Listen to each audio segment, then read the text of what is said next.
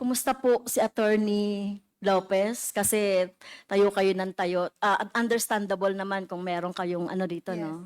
scoliosis, At, Your Honor. at sa loob ng siyam na oras, very cool din kayo sa Thank you. pagsagot. Thank you. Okay, so tayo po, ginagawa lang natin yung trabaho natin. So naintindihan po natin yun, di ba? Attorney. Yes, ma'am, we Okay. understand. Dito sa letter, alam niyo parehas talaga kami ng line of thought ni ni General Acop Representative Acop, yung mga tanong niya, natatanong niya na dito sa letter na ito. Except for doon sa binanggit yung pangalan ko. Okay, so ito no, doon sa fourth, at in-emphasize pa, Madam Chair, Mr. Chair, for the sake of exposure. Ang tanong ko lang kay Attorney Lopez, Mr. Chair, napapanood niyo po ba ako or nasusubaybayan niyo po ba yung mga nire-raise ng representasyong ito sa mga budget hearing? Hindi po lahat, pero may mga instances, Yes. Your Honor, Mr. Chair. So nasusubaybayan niyo po ba yung posisyon ng Makabayan Black sa confidential funds? Yes, Your Honor. Ano po yun, kung alam niyo? That certain agencies should only be given, should only be allotted confidential funds. Not all agencies. Am No. I right? I'm sorry. Medyo kulang. So, ang posisyon po ng Makabayan dyan, pati ng kinatawang ito, ay i-abolish talaga ang confidential funds. Dahil, eto na nga, no? This is it. Nakikita na natin kung paano nagagamit, no? O paano siya nami-misuse. Based naman dito sa mga nakikita na natin. Okay, so sinasabi ni Attorney Lopez, Mr. Chair, for the sake of exposure. So ano po yung ibig sabihin ng bakit parang in-emphasize nyo pa na ako ay ni-raise ko itong confidential fund for the raise of exposure. Anong tingin nyo mapapala ko na i-raise ko to for the sake of exposure?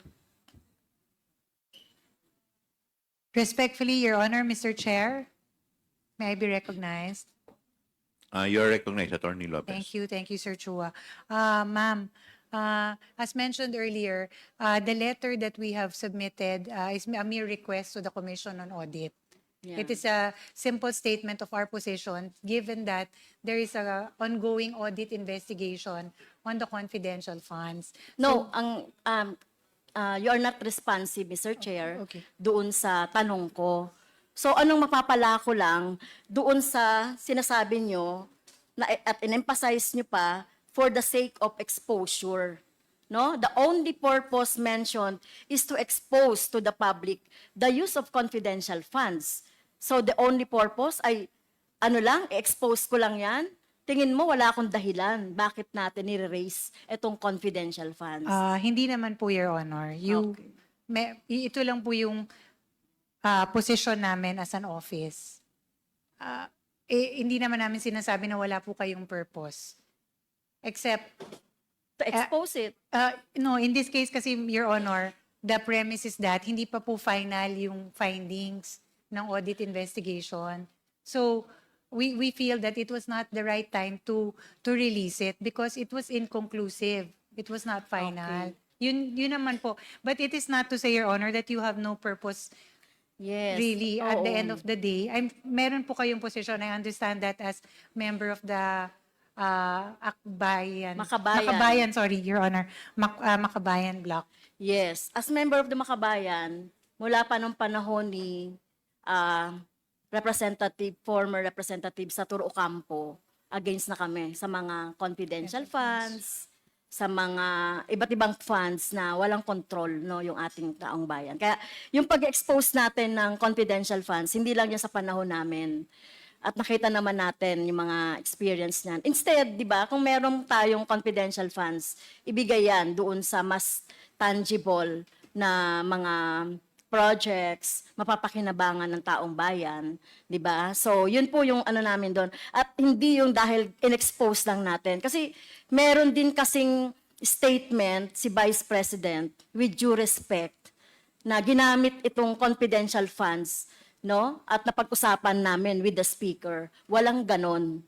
For the record, Mr. Chair, no? Walang ganon na itong confidential funds, kaya daw in-expose ni France o kaya in-expose ng Makabayan dahil meron kaming kontsabahan ng speaker or leadership. Walang ganon, no? Nakita niyo naman, no? Bakit natin expose ito? Dahil may nakita tayong notice of disallowance at bukod pa dun sa purpose natin na syempre hindi dapat nagkakaroon ng confidential funds. So, yun po, no? Para on the record, malinaw lang yung posisyon ng Makabayan at ng kinatawang ito dito sa confidential funds at walang kinalaman si Speaker, with due respect, no, kung bakit namin ini-expose yung confidential funds. O baka naman isipin na naman ni Vice President na pinagtatanggol natin ng Speaker. Wala pong ganon. No? Dito sa Kongreso, magkakaiba man kami ng posisyon dito sa Kongreso, we respect each other's political position, political belief, no? So, talagang gano'n na, kasi iba-iba talaga pinanggagalingan. Okay, so gusto ko lang malaman, gusto ko lang ano no, 'di ba? Gusto ko lang din dinawin yung point na 'yon. Well,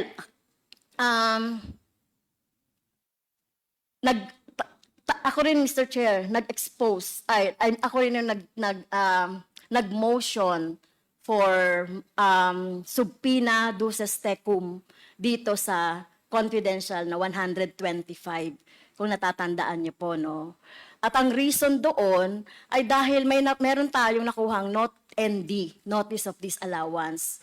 At tama naman, at tingin niyo ba, may karapatan ang mamamayan na malaman nila itong pinagkakagastusan ng confidential funds. Na sinabi ko naman doon sa when we hear the budget of the COA that time. Your Honor, the agency errs on the side of prudence because according to the JC Memorandum Circular, this is information that is only given to certain agencies. Yun lang naman ang Yes. position namin.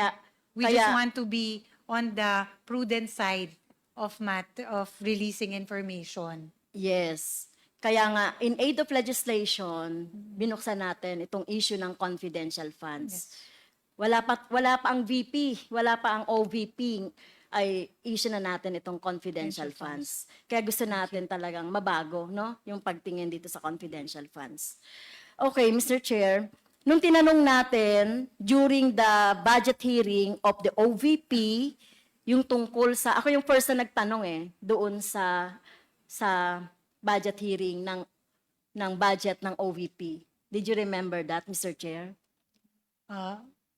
Nandun ka sa likod ni VP. Opo, Oo, yes, nandun yes. ka sa likod ni VP. At talaga namang hindi ako satisfied kasi wala naman siyang sinagot. 2 linya lang yung mga sinabi niya, di ba? So, hindi ako satisfied talaga. Okay, Mr. Chair. So, yun lang, no? Gusto ko lang linawin yung ano ba yung position namin sa confidential funds? Ano ba yung papel dito ni Speaker? No, walang papel whatsoever si Speaker doon sa pag-ano namin, pagbusisi namin sa confidential funds. Hindi lang naman OVP. Kung mapapakinggan nyo ko, ang Makabayan, hindi lang confidential funds ng OVP ang kinikriticize namin.